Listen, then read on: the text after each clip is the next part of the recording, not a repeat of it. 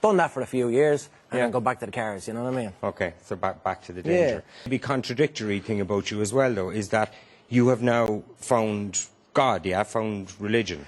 It's always a weird thing when people say, I've found God. You know, it's kind of, oh, here we bleed and go again. Well, you know, and that's for a lot of characters, I guess, through Hollywood and through TV and you know, personalities.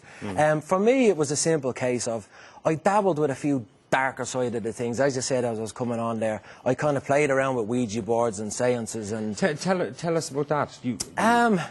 Do you know what? It's just a weird period. It's kind of more fascinating than religion in a way. We'll come back to religion. No, but I prefer to hear about the Ouija boards. I'm not going to disagree with that because that's what drew me in. It was quite fascinating. How did you get involved? Like, was it Ronan Keating? Was it? Yeah, Ronan. You know that fella? He's an awful man, honest to God. No, seriously.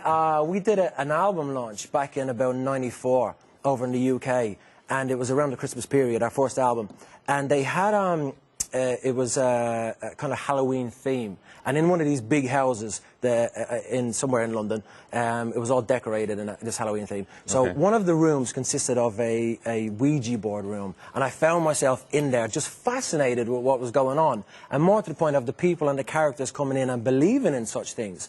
And therefore, I guess I was drawn in as a weak individual. So actually you did get into the occult through Boyzone, like, as strange as that might sound. Yeah, Boyzone led me to the occult.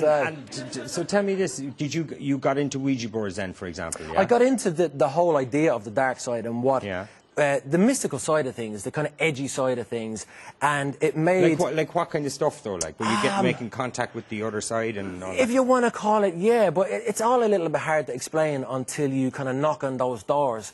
And realistically, when you knock on those doors and they're answered, it more changed my character than anything else. See, no, when you say you knock on those doors and they're answered, yes, that gives me the willies now, I have to. So, like, were you in touch with dark forces? Like? Not in a direct way, but in an indirect way, which I believe it more took a hold of me as an individual. The whole idea of what it was to be in the dark side.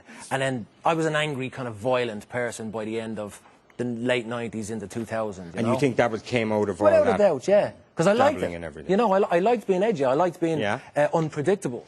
And I guess within the field of the band, I guess the character I'm quite a shy individual initially, straight out of the box. And then for me to be kind of put in the forefront of a band called Boyzone, then people kind of coming to me for whatever various reasons, for autographs, pictures, whatnot. I didn't really like it, and I didn't know what to do with it. So you needed a So role I created an edgy kind of character which was more unapproachable.